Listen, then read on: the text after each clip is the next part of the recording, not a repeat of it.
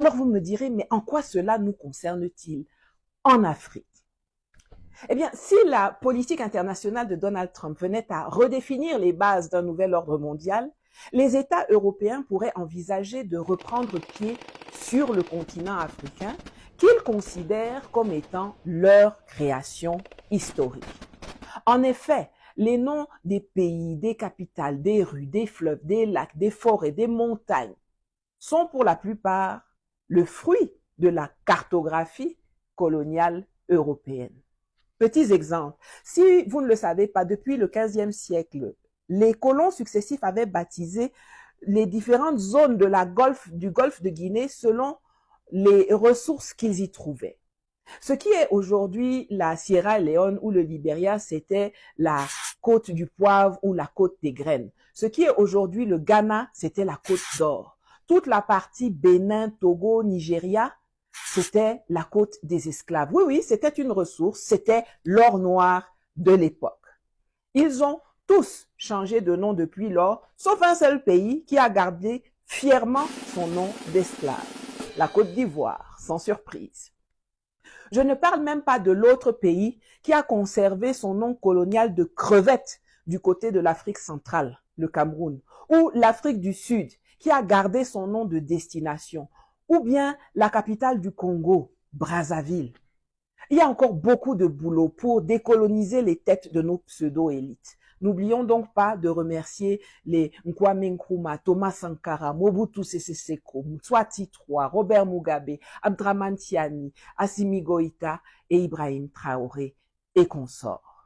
De même, de nombreuses infrastructures telles que les chemins de fer, les routes et les ponts ont été bâtis sous domination européenne. Dans la logique de Trump, qui consiste à dire que puisque c'est nous qui avons construit, on peut revenir à tout moment car ça nous donne des droits éternels, les puissances européennes pourraient soutenir que l'indépendance accordée aux anciennes colonies a été une erreur, tout comme la rétrocession du canal au Panama signée par Jimmy Carter en 1977 a été une erreur selon Donald Trump. Elle pourrait dénoncer une situation où des acteurs comme la Chine, la Russie, l'Iran, la Turquie et d'autres pays qui n'ont jamais participé à ces investissements initiaux tirent aujourd'hui profit de territoires façonnés par l'Europe, tandis que les puissances créatrices en sont évincées.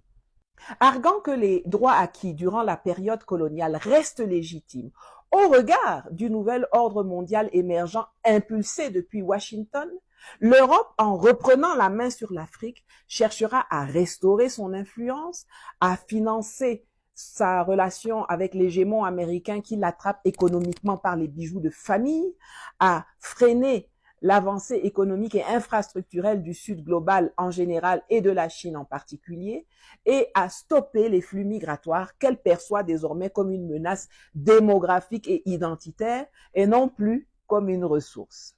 Et ne vous y trompez pas, Trump ne sera pas contre. On le sait depuis son premier mandat, il n'en a rien à foutre de l'Afrique.